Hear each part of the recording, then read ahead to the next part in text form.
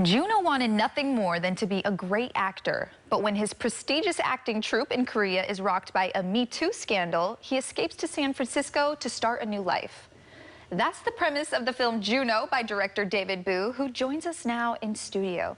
Thank you so much, David, for joining us here on Live in the Bay. Hi, thank you for having me. Of course. So this film Junho, which was shot in both South Korea and San Francisco, give us a little lowdown and sneak peek into what people can expect by seeing this film. Well, it's a very heavy themed drama, so it would give you a lot of heartfelt moments because it has a lot to do with a young actor's dream, but not just one actor, but a group of different actors who had to go through, which is also based on real life events. So there's sadness, but through the journey that Junho goes through with his colleagues, you get to feel a lot of a note of hope in a way, despite the tragic incidents.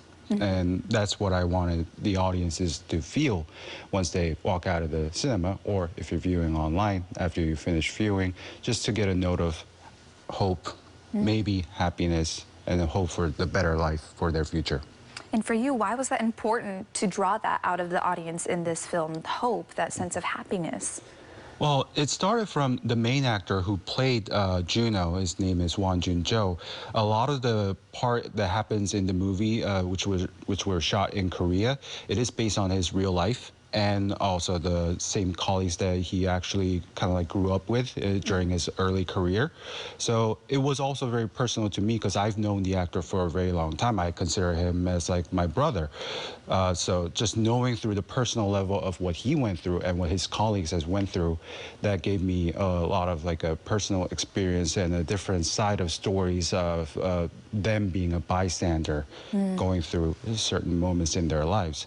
So that's how I kind of got into it. And if I haven't known the actor Jun, I might have never actually made this movie.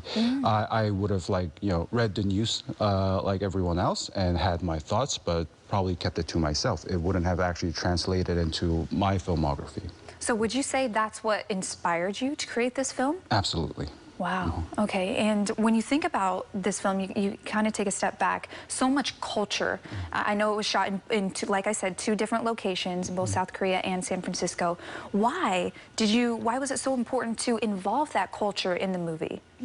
Because if you think about the Me Too movement, it didn't really, at least the label didn't originate from Korea. It actually started more from here in Europe, and then, there was no one actually carrying it, but the ideology actually, shipped across the Pacific Ocean, and there was another movement in Asia.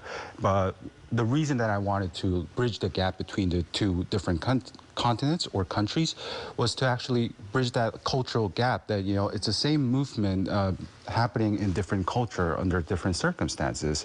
So at least people here could watch what happened there and, see the difference or find the similarity. We share the same pain, and there are thoughts to be, shared more in an open space through different medium. So that was one of the main reasons why I wanted to shoot in two different locations, which was a very hard thing to do. I can imagine. A lot of hard work, but it paid off. And I just want to touch really quickly on what you said. I think that is so amazing that you created this film to, like you said, bridge the gap and allow people to realize we may be in different continents and different countries, but we're going through the same thing. Yeah, yeah. Oh, incredible. Well, when you think of also the other location here in San Francisco, beautiful city, and why was that critical for the film to be shot in San Francisco as well? Because the aesthetics. I lived in the Bay between 2017 to right after the pandemic started, and starting from the early days of my San Francisco life, just felt like everything was so beautiful. It was captivating, but there was also some bitterness. If you go through the history of many different parts of San Francisco, it's not just about the beauty of it. There's different history, there's different culture, and it's also a melting pot, which is also not the kind of condition that you will find in a country like Korea or Seoul.